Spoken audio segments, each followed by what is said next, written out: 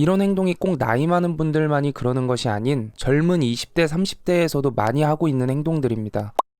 반갑습니다. 수다나입니다. 오늘 말씀드릴 주제는 인간관계에 대한 내용입니다. 자신만의 기준을 확고하게 잡고 인간관계를 정리하는 것이 매우 중요하다고 생각합니다. 그래서 오늘은 제가 상종하지 않는 사람의 부류에 대해서 한번 말씀드려 보려고 합니다. 제가 생각하는 부정적인 영향을 끼치는 사람들의 부류로는 정말 여러 가지가 있지만 배려심이 없는 사람이 최악이라고 생각합니다. 남에 대한 배려를 하지 않는 사람들은 꼭 상대방을 피곤하게 하는 경우가 많습니다. 무조건 도움이 되는 내용이니까요. 끝까지 시청해 주시기 바라겠습니다. 첫 번째로는 초면에 반말하는 사람입니다. 도대체 왜 초면인 사람에게 반말을 할까요? 라는 질문을 하게 되면 대부분의 사람들은 이렇게 대답할 겁니다. 자신이 더 나이가 많다고 생각하기 때문에. 맞는 말입니다. 오늘 말씀드리려고 하는 내용은 이런 단순하게 생각되는 답변이 아닌 이런 사람들의 성향을 생각해보고 어떤 성향을 가지고 있는지에 대해서 말해보려고 합니다. 초면에 반말을 하는 행위는 우리나라에서는 절대로 하면 안 되는 행동이라고 생각합니다. 몇십 년 전에는 나이가 깡패라고 어린 사람들에게 반말하는 것을 당연하게 받아들였지만 요즘 시대에서는 우리나라의 시민의식이 굉장히 높아져서 나이 많은 분들이 반말하는 행위가 좋지 않은 행동이라는 것은 대부분이 인지하고 있습니다. 그럼에도 불구하고 초면에 반말을 하는 사람들이 아직까지도 굉장히 많습니다. 이런 사람들은 대개 보여지는 것만으로 남을 판단하려는 성향이 큽니다. 처음 보는 사람을 판단할 것이 외형적인 요소들밖에 없기 때문이죠. 자신이 기준을 만들어서 사람들을 평가하곤 하는데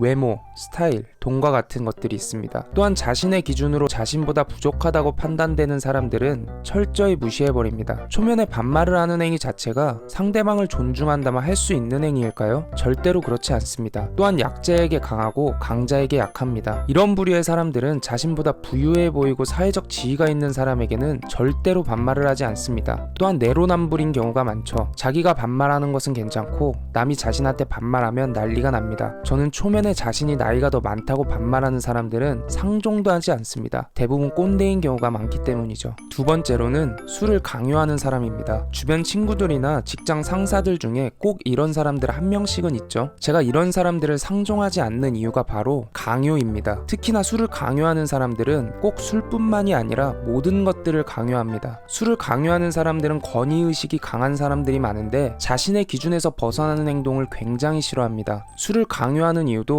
다 같이 짠하고 다 같이 즐기고 싶어서 그러는 건데 누군가가 자신이 강요하는 것을 하지 않으면 매우 불편해하죠. 친구인 경우에는 삐지는 경우가 많고 직장 상사인 경우에는 사회생활 할 줄 모른다면서 나무라는 사람들도 많습니다. 술을 강제로 먹어본 분들은 아시겠지만 억지로 먹는 술은 고문이나 다를 바 없습니다. 꼭 이런 사람들이 나는 술 강요 절대 안 해 이러면서 술만 들어가면 계속 술을 강요합니다. 자기 딴에는 같이 즐기자는 의미로 말하는 거겠지만 상대방은 고문을 당하는 거나 다름없죠. 그리고 고집이 굉장히 셉니다. 결국 마실 때까지 끝까지 강요를 하는 경우가 대부분인데 만약 술을 거절하면 사람을 바보로 만들어 버립니다. 술을 강요하는 친구들이 꼭 하는 말들이 있는데요. 자기도 내일 새벽에 일 간다. 어제도 소주를 두세 병 마셨다 등등 술 자랑을 늘어놓죠. 이렇게 술을 강요하는 사람들은 배려심이 굉장히 부족합니다. 술을 못 먹는 사람의 상황은 조금도 생각하지 않고 자신이 즐겁게 놀 생각만 하고 술 먹는 상황을 강요만 하죠. 배려심이 많은 사람이 술을 강요할까요? 절대로 그렇지 않습니다. 술을 강요하는 사람들을 대표로 말씀을 드렸지만 누군가에게 강요를 하는 성향을 가진 사람을 곁에 두셨다면 앞으로 피곤한 일들만 생기게 될 겁니다. 세 번째는 뒷담화가 일상인 사람들입니다. 꼭 만나기만 하면 말의 주제가 뒷담화로 시작해서 뒷담화로 끝나는 사람들이 있습니다. 이런 사람들은 박쥐의 성향을 가지고 있습니다. 언제든지 누군가를 배신할 수 있고 자신이 유리한 것만 생각하죠.